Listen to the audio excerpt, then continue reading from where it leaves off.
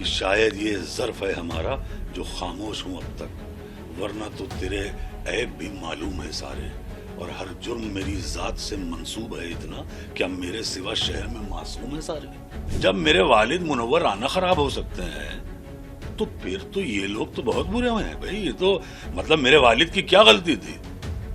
मेरे वालिद की ये गलती थी कि वो गोडसे के दौर में गांधीगिरी कर रहे थे।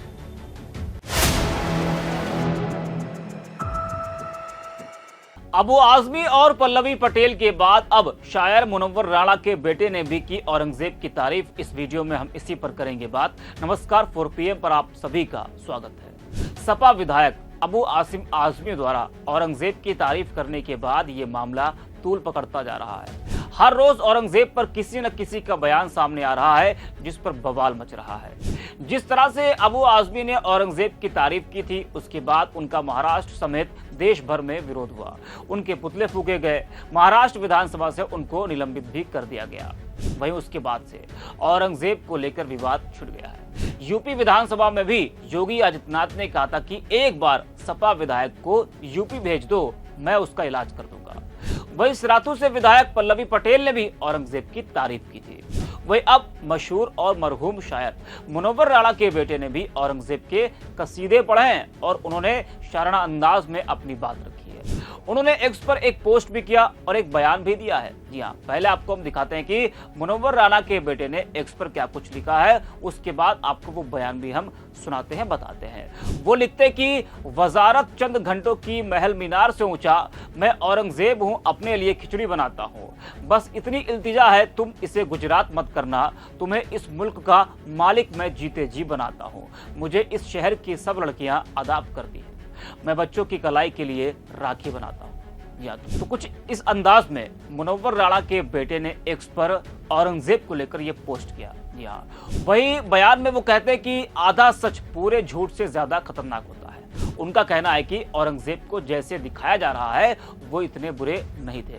हालांकि उन्होंने ये भी कहा कि अबू आजमी के बयान का समर्थन या उन्हें सपोर्ट नहीं करते हैं, लेकिन औरंगजेब पूरी तरह से गलत या बुरा था, वो इस बात का विरोध करते हैं। इसके बाद उन्होंने औरंगजेब की तारीफ में कसीदे पढ़े। बता दें कि तबरेज राणा ने कहा कि औरंगजेब को जिस हिसाब से पोर्ट्रे किया जा रहा है वो वैसे नहीं थे, मैंने अपने वालिद से सुना और पुरानी किताबों में काफी पढ़ा है, औरंगजेब इतने बुरे नहीं थे, इसके विपरीत चीजें दिखाई जा रही है। वही आगे तबरेज ने कहा कि हम दबी कुचली कौम है, सिर्फ हमारे बयान सुनाई दे रहे हैं, दूसरे इतना कुछ कह देते हैं किसी को दिक्कत नहीं होती।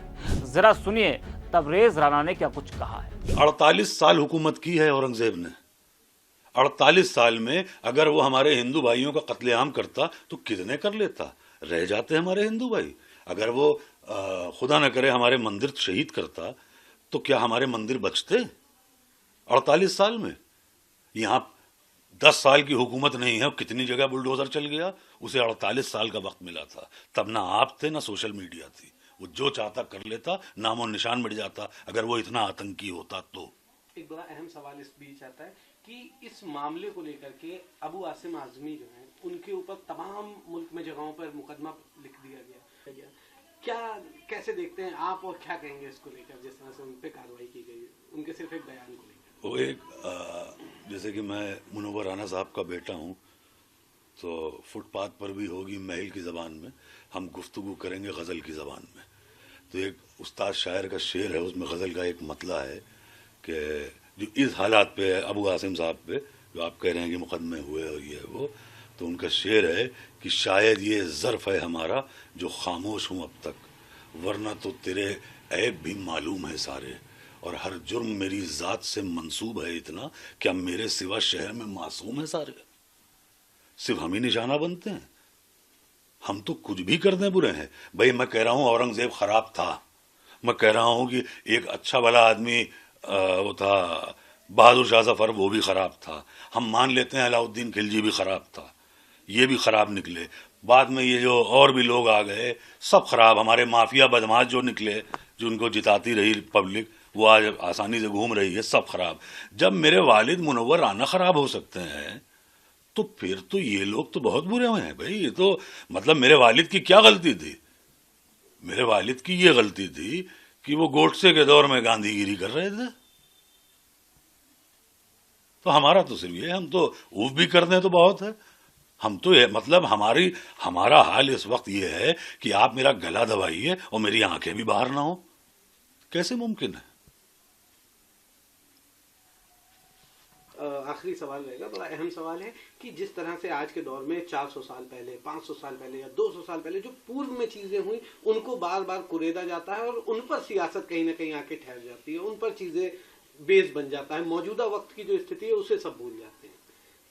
ये देखिए, ये तब होता है जब हमारे पास कोई नई उपलब्धि ना हो, तो जब हमने कुछ नया बड़ा अच्छा कुछ किया होता तो हम ऐसे माजी में नहीं जाते। माजी मतलब पास्ट में उर्दू की बात आ गई तो अभी से भी हमारे यहाँ कहा गया कि उर्दू जबान खराब है। अब बताइए साहब, फराग गोरखपुरी इतना बड़ा शायर, रघुपति सहाय नाम था उनका तखल्लुस था फराग गोरखपुरी। मैं आपको बहुत दिलचस्प वाकया बता दूं कि फराग साहब की बेटी के लिए रिश्ता देखने कुछ लोग आए, तो जो लड़के वाले आए उन्होंने कहा कि वो तो फराग साहब से, उनका तलफ़ुज़ बहुत ख़राब था, मतलब प्रोनंसिएशन, तो वो फराग साहब से कहने लगे, लड़के के बाप, उनके वालिद, कि अच्छा तो आप शायर हैं? तो फराग साहब ने उन्हें देखा, कहने लगे तो आप कब से शायरी कर रहे हैं? फराग साहब का और मूड खराब हुआ, तो कहने लगे फिर कोई गजल सुनाइए। फराग साहब कहने लगे, सुनिए, आपका रिश्ता आपके लड़के का मेरी लड़की से हो या ना हो, लेकिन मैं और देर आपको अपने कान में पेशाब नहीं करने दूंगा। फराग साहब कहते थे, प्रोफेसर थे रघुपति साहब फराग गोरखपुरी, फराग साहब कहते थे कि उर्दू इसलिए पढ़ लो कि अगर कल को अफसर बन जाओ तो अफसर मालूम भी दो। तो ये थी उर्दू जबान। और रही बात ये जो इतिहास और पास्ट, ये देखिए, ये दोहरा मापदंड है। मेरा मानना ये है कि आप ये दोहरा मापदंड लेकर नहीं चल सकते। आपको मुगल से नफरत है और मुगलई पसंद है, तो ये मेरी समझ के बाहर है ना। फिर आप मुगलई भी बंद करा दीजिए पूरे मुल्क में। मुगलई से आपको मोहब्बत है, मुगल से नफरत है। तो देखा आपने किस तरह से शायराना अंदाज में तबरेज ने औरंगजेब की कसीदे पढ़े।